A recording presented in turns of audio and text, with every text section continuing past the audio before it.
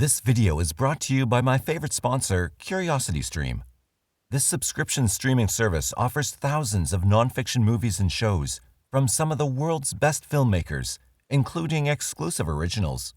It has millions of subscribers and new shows every week on history, science, tech, military history, and of course, true crime. CuriosityStream is similar to Netflix, but better in many ways. First of all, the variety of documentaries. I always find something to watch in the first 30 seconds of scrolling. And the price, well, it's pretty much what I pay for Netflix per month, but that's the yearly price. It's $14.99 per year, guys. Some of you pay more monthly to support my channel. Oh, and it's available on pretty much every device you might have, unless you're using a Nokia 3310 or something. That's right, it's available on their web app, Roku, Android, Xbox One, smart TVs, iOS, Chromecast, Amazon Fire, Amazon Kindle, and Apple TV. And here's a recommendation for you as your first documentary on CuriosityStream, First Man. You'll follow the journey of primates developing into Homo erectus and then to Homo sapiens through the millions of years of evolution and the thousands of miles of migrations.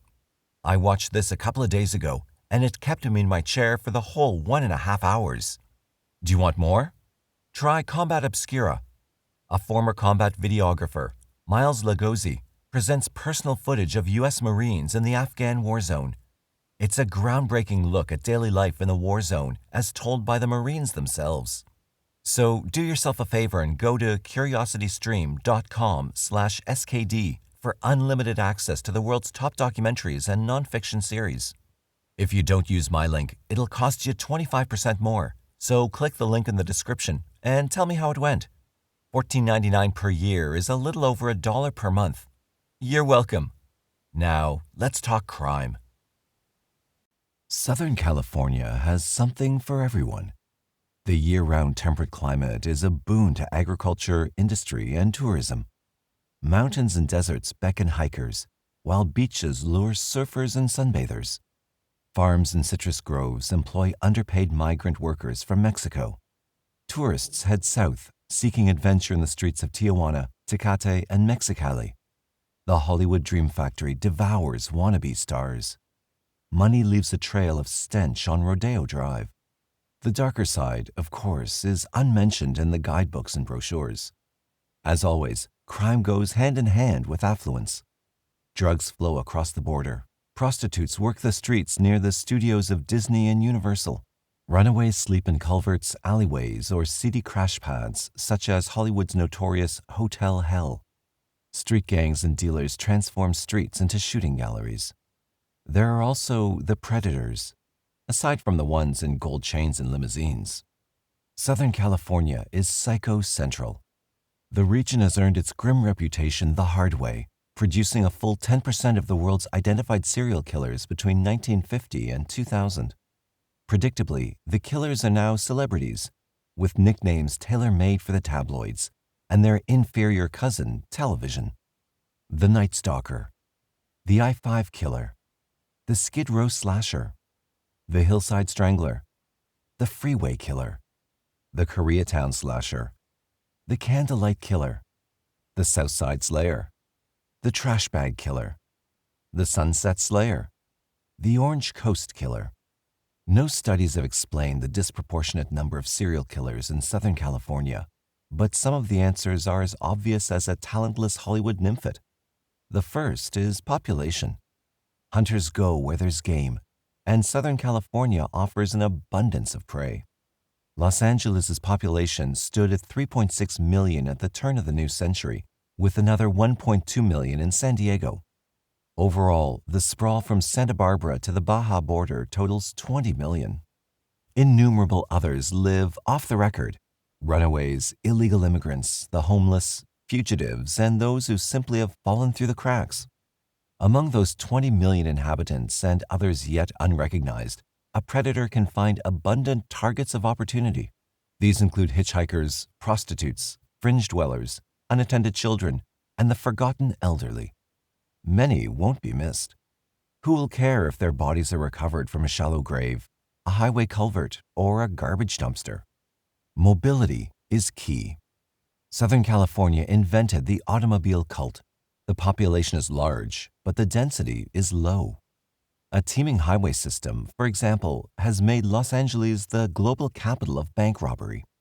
In a predictable irony, a predator named Mac Ray Edwards helped build the highways, slaughtering children from 1953 to 1969, planting their bodies overnight in soil that he would pave with asphalt in the morning.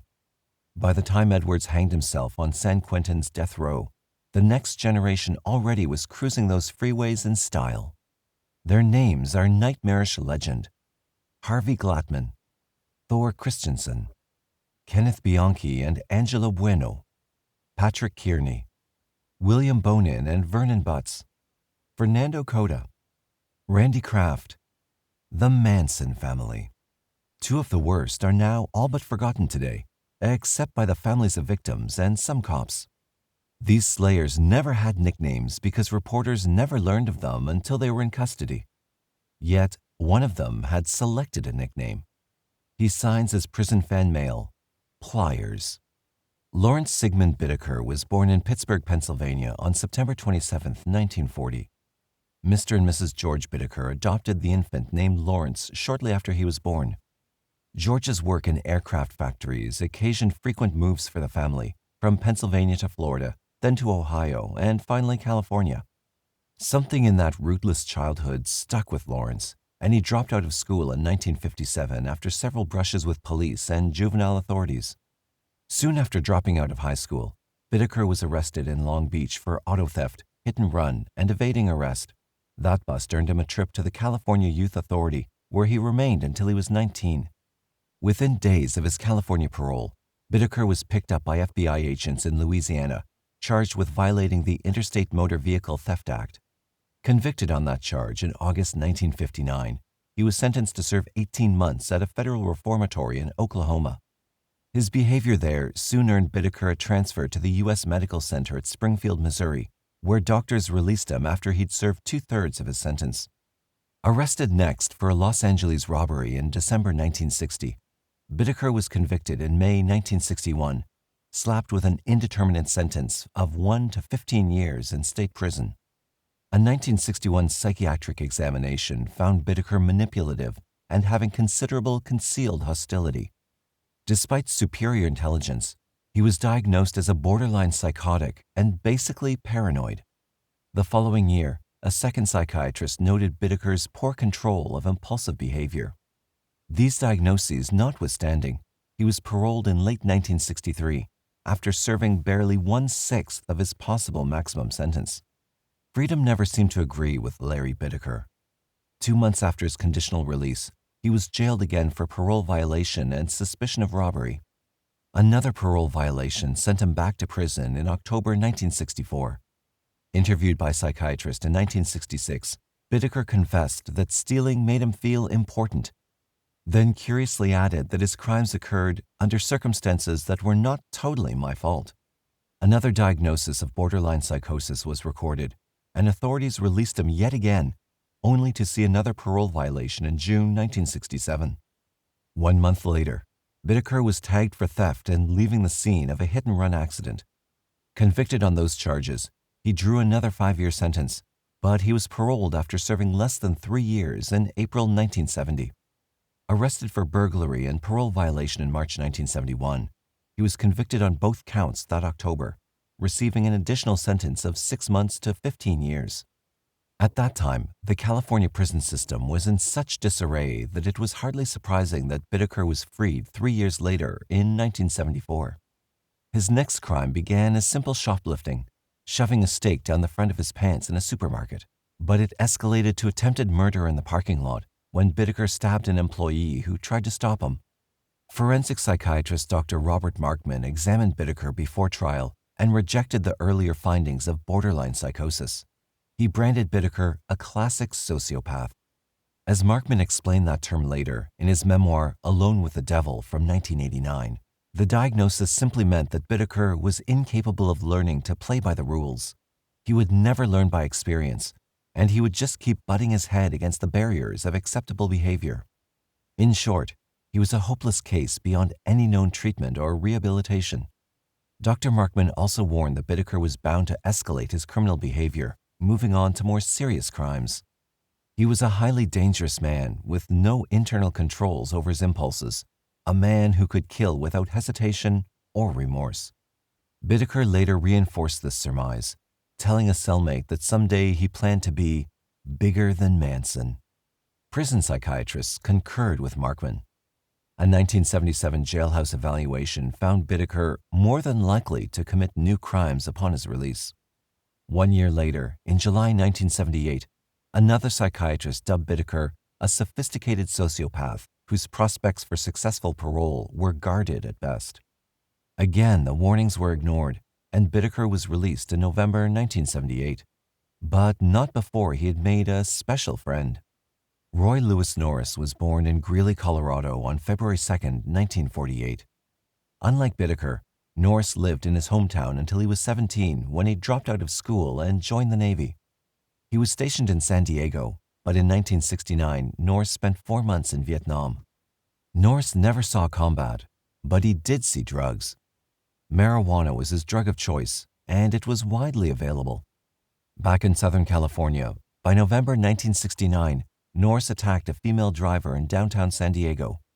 He forced his way into her car and attempted to have non-consensual sex. It only took 3 months for Norris to get arrested again. Free on bail pending trial for attacking the motorist, Norris knocked on another San Diego woman's door. He asked if he could use her telephone. When the woman refused, he tried to break in through a living room window, then ran around back to the kitchen. Reaching a window there, he finally entered the house, but police arrived before he could harm his intended victim. At that point, the Navy had seen enough of Norris. He received an administrative discharge for psychological problems after he was diagnosed as having a severe schizoid personality. Still awaiting disposition of his previous assault cases, Norris attacked a young woman in May 1970 on the campus of San Diego State College. He tackled the student from behind, clubbed her with a stone, and then slammed her head repeatedly into a concrete sidewalk.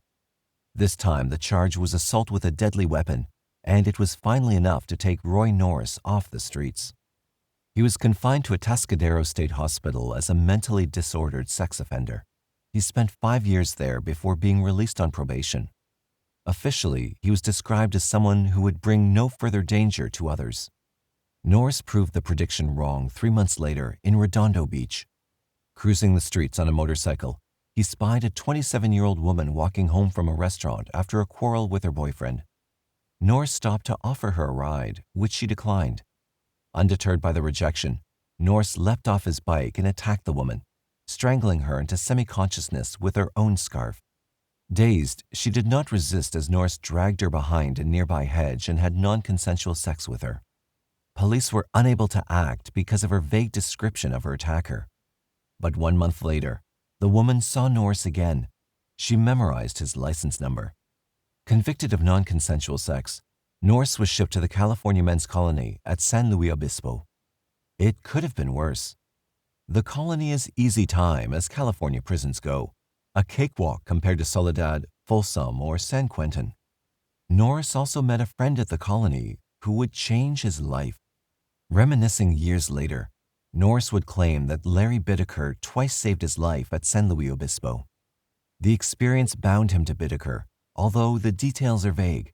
The prison code demanded that Norris follow any plan Bittaker devised, no matter how bizarre. It helped, of course, that they shared near-identical fantasies of domination, non-consensual sex, and torture. Next time a woman fell into his clutches, Bittaker confided, he would kill her afterward, a surefire method of evading punishment. In fact, he thought, it might be fun to play a game, selecting one victim for each teen year, 13 through 19, and to see how long each victim could be kept alive and screaming. Bittaker was paroled on November 15, 1978, returning to Los Angeles where he found work as a machinist. Norris was freed exactly 2 months later on January 15, 1979. He moved in with his mother at an LA trailer park and used his Navy training to find work as an electrician.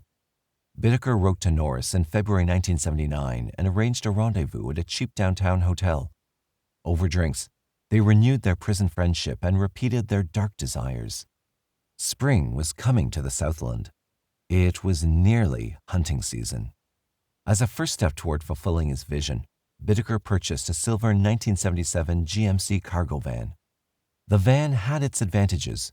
There were no side windows to worry about, and there was a large sliding door on the passenger side. If their intended victims spurned the offer of a ride, Bittaker reasoned, they could pull up real clothes and not have to open the doors all the way to snatch someone from the sidewalk. Larry named the van Murder Mac. From February to June 1979, Bittaker and Norris cruised up and down the Pacific Coast Highway. They stopped at beaches, flirted with girls, and often took their photos. Norris later estimated that they picked up 20 prospects without harming one, and his estimate may have been low. Detectives later counted some 500 photos of smiling young women among Bittaker's belongings. Most were never identified. They were test runs, Norris later explained. The non-consensual sex and murder could wait until they found the perfect isolated spot to take their victims. Sometime in late April, cruising aimlessly, the hunters found a remote fire road in the San Gabriel Mountains overlooking Glendora. A padlocked gate barred access, but Bittaker smashed the lock with a crowbar. They were in. Now all they needed was a girl. They found her on June 24, 1979. Bittaker would later tell police that the day started innocently enough. He spent the night in Murder Mac, parked outside the trailer Ray Norris shared with his mother. They spent the morning working on a bed Bittaker had constructed in the back of the van. The bed was mounted on a frame, with space beneath it to conceal a body. At about 11 a.m., they began prowling. Bittaker described it as a nice Sunday to cruise around the beach area, drinking beer, smoking grass, and flirting with the girls. We had no set routine. They made the rounds, driving north and hitting all the stops between Redondo Beach and Santa Monica, looking out for female hitchhikers. Sometimes they'd park the van and scout a stretch of sand on foot. It was 5 p.m. back in Redondo Beach when they found a likely target. She took them both completely by surprise. Bittaker and Norris later quarreled over who was first to notice 16-year-old Cindy Schaefer. Each man accused the other of pointing her out and suggesting that she be their first contestant in their game. Ironically, she was not at the beach or wearing a swimsuit. In fact, Schaefer was walking back to her grandmother's house after a Christian youth meeting at St. Andrew's Presbyterian Church. Murder Mac pulled alongside, and Norris offered her a ride. Schaefer declined and ignored the van as it trailed behind her. Then the van surged ahead and swung into a driveway, motor idling. Norris met her on the sidewalk, smiling, repeating his offer. As Schaefer brushed past him, Roy grabbed her and muscled her into the van. The sliding door worked perfectly, muffling her cries for help as Bittaker cranked up the radio's volume. Norris grappled with Schaefer and then sealed her lips with duct tape. He also bound her wrists and ankles. One shoe was left behind on the sidewalk as Murder Mac sped away. In his prison-penned memoirs, Bittaker later recalled that, throughout the whole experience, Cindy displayed a magnificent state of self-control and composed acceptance of the conditions and facts over which she had no control. She shed no tears, offered no resistance, and expressed no great concern for her safety. I guess she knew what was coming. Or perhaps Bittaker simply lied. He drove to the mountain fire road and parked out of sight from the highway. The men smoked grass and questioned Schaefer about her family until they tired of the routine and ordered her to strip. Bittaker left the van for an hour or so, giving Norris some privacy. Then he came back to take his turn. In custody, months later, each accused the other of insisting that Schaefer die. Norris first tried to strangle Schaefer, but he bungled the job. He left to vomit in the weeds. When he returned, Norris said, Bittaker was choking Schaefer, but her body was still jerking, alive to some degree, breathing or trying to breathe. Bittaker then handed Norris a wire coat hanger, and they twisted it around her neck, tightening the makeshift garrote with a vice grip pliers. Norris recalled that Schaefer convulsed for 15 seconds or so, and that was it. She just died. Wrapping the body in a plastic shower curtain, Bittaker and Norris drove back along the fire road until they found a deep canyon. They lifted Schaefer's body from the van and heaved her into the chasm.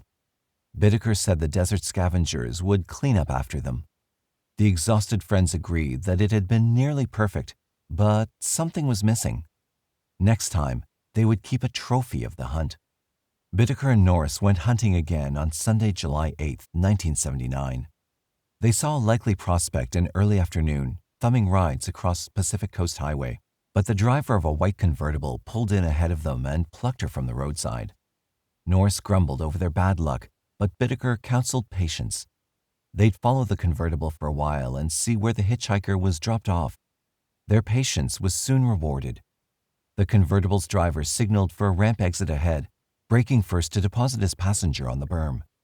She stuck a thumb out, waiting for the next ride. Meanwhile, Norris left Murder Mac's passenger seat and threw himself under the raised bed in the back. It was a change in strategy to make the van appear less threatening. It worked. Andrea Hall was 18 and thankful for the ride. She introduced herself to Bittaker as he pulled back into traffic, gratefully accepting his offer of a cold drink. Hall went to fetch it from a cooler in the rear of the van, choosing a soda and turning back toward her seat. Norris lunged from hiding then and swept her legs out from under her.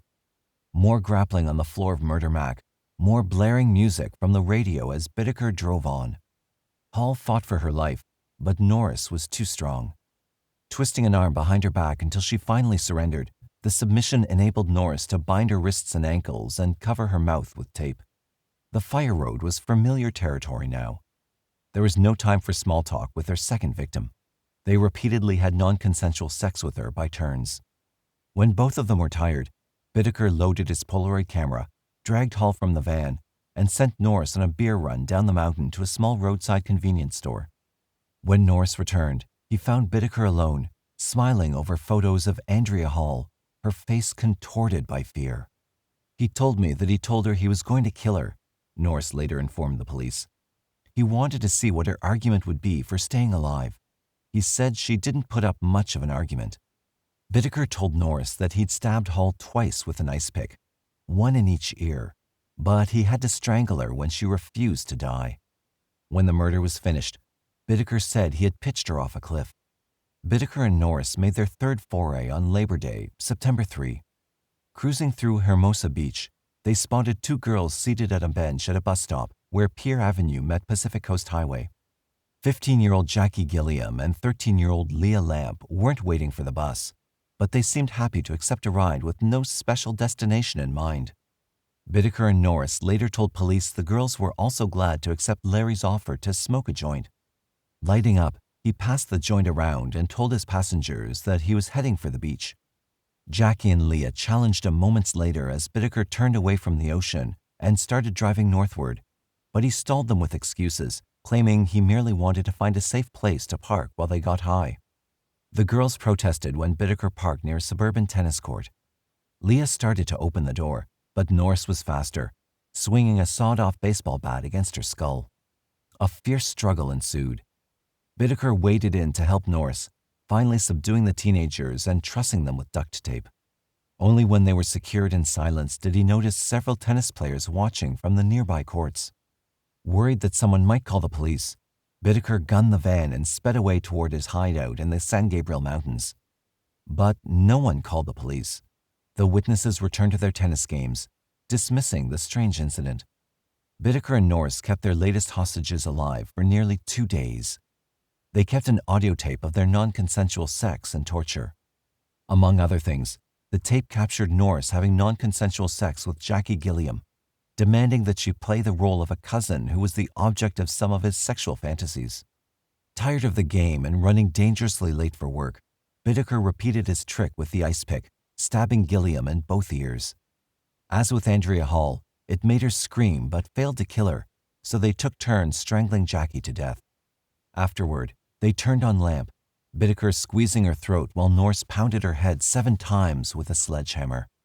They pitched their victims off a cliff, with the ice pick still embedded in Jackie Gilliam's skull. On Sunday, September 30th, they selected Shirley Sanders, an Oregon resident visiting her father in Manhattan Beach. When she declined a lift in Murder Mac, they sprayed Sanders with chemical mace and dragged her kicking from the sidewalk. Both men had non-consensual sex with her in the van, but they were careless, and she escaped. Sanders reported the assault, but she could not identify her assailants. She did not remember the license plate. Unable to pursue the matter further, she returned to Oregon.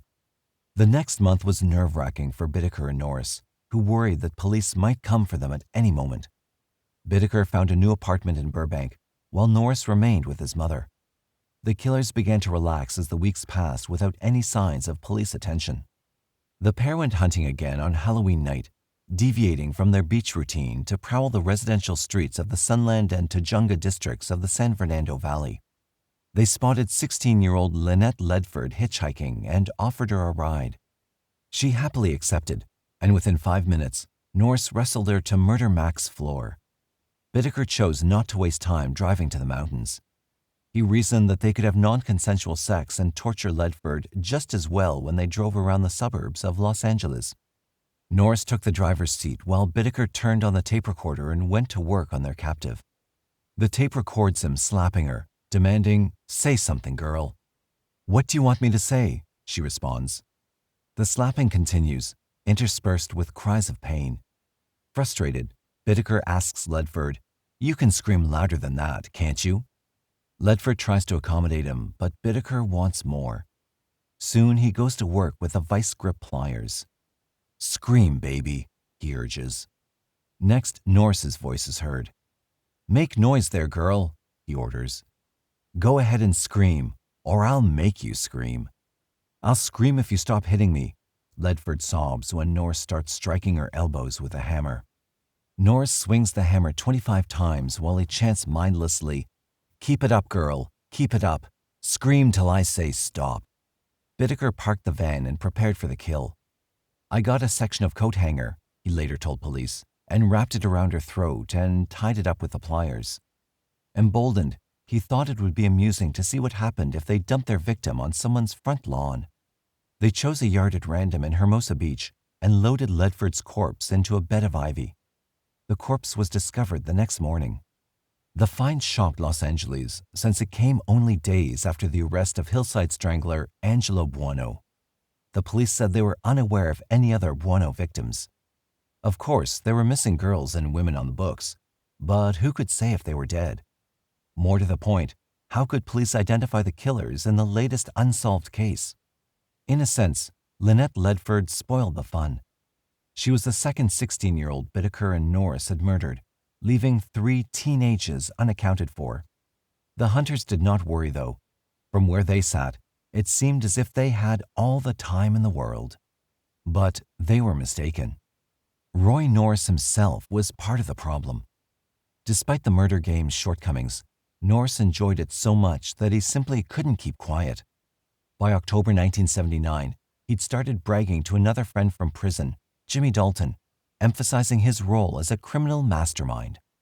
Dalton thought it was all talk until Ledford's body was found. He called his lawyer, and they both went to the Los Angeles police. LA's finest listened to Dalton's story, then passed him to detectives in Hermosa Beach, where Ledford's corpse had been discarded. Hermosa Beach detective Paul Bynum headed the Ledford investigation. He had no forensic evidence to support a charge in the Ledford slaying, but Dalton's mention of a silver van rang a bell in Bynum's memory. He dispatched an officer to Oregon to interview Shirley Sanders, who was attacked 1 month before. Photographs were proffered for Sanders to examine. Leafing through the stack, she picked out Bittaker and Norris as the men who had kidnapped and had non-consensual sex with her. Bynum approached Deputy District Attorney Steve Kay, who had prosecuted Norris on his previous non-consensual sex charge in Redondo Beach. Kay cautioned patience, even though a quick arrest would halt the murder spree. They needed time to build a strong case. Police mounted surveillance on the pair. Once again, Norris was the weak link.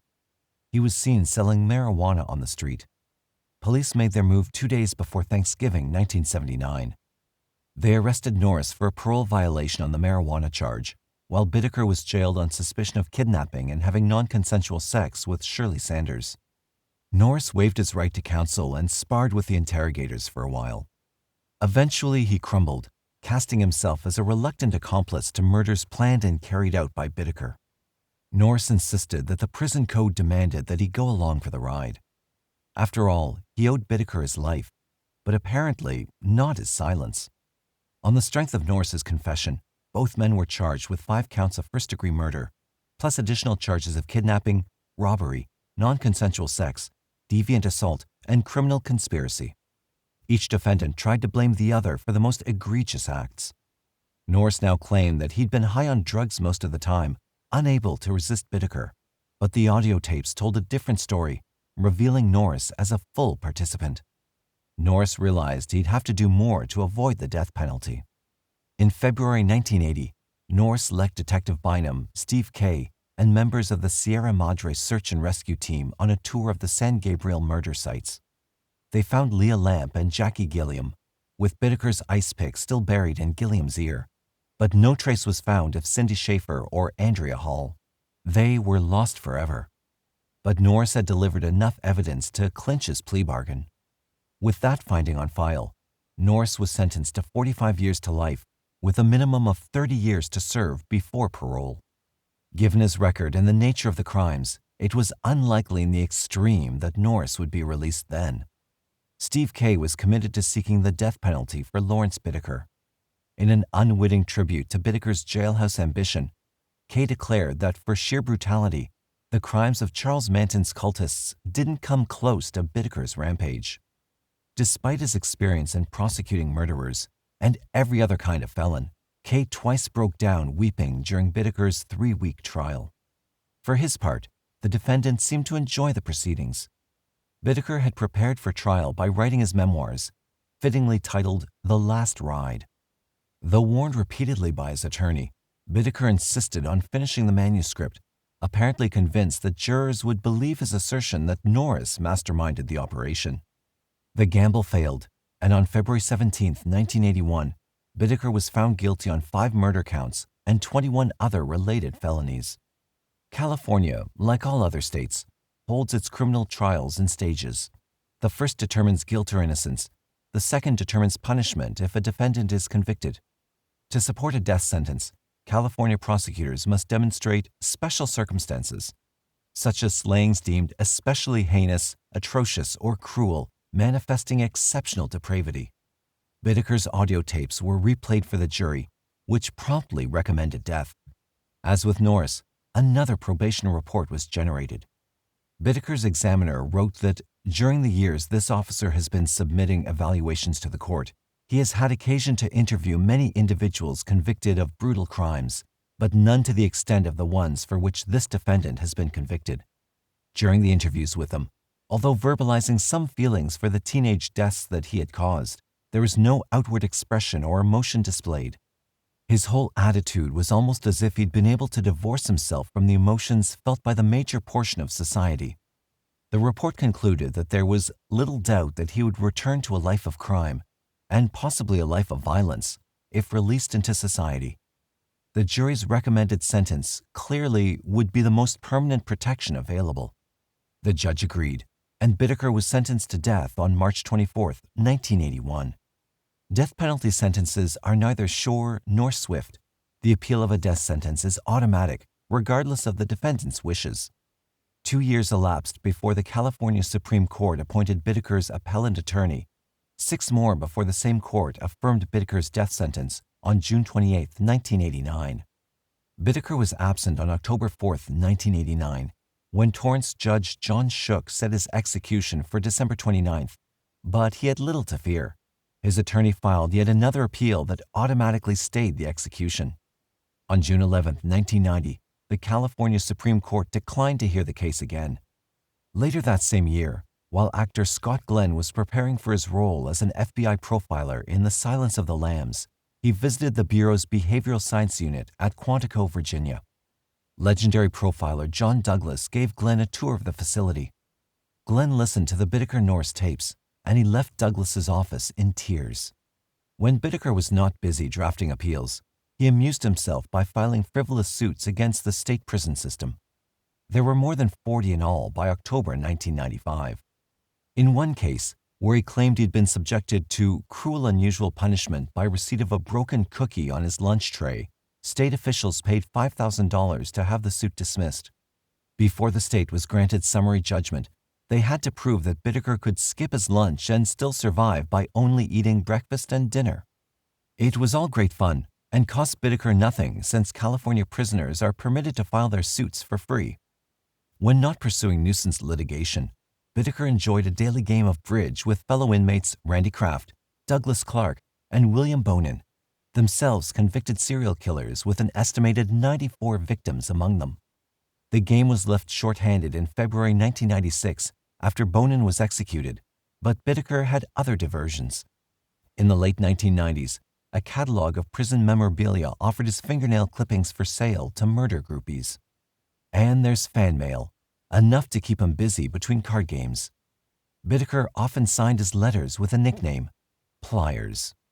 Norris accepted a plea bargain whereby he agreed to testify against Bittaker and was sentenced to life imprisonment on May 7, 1980, with a possibility of parole after serving 30 years. He died of natural causes at the California Medical Facility in February 2020. Bittaker died while incarcerated on death row at San Quentin State Prison on December 13, 2019, at the age of 79. His death was reported as being due to natural causes.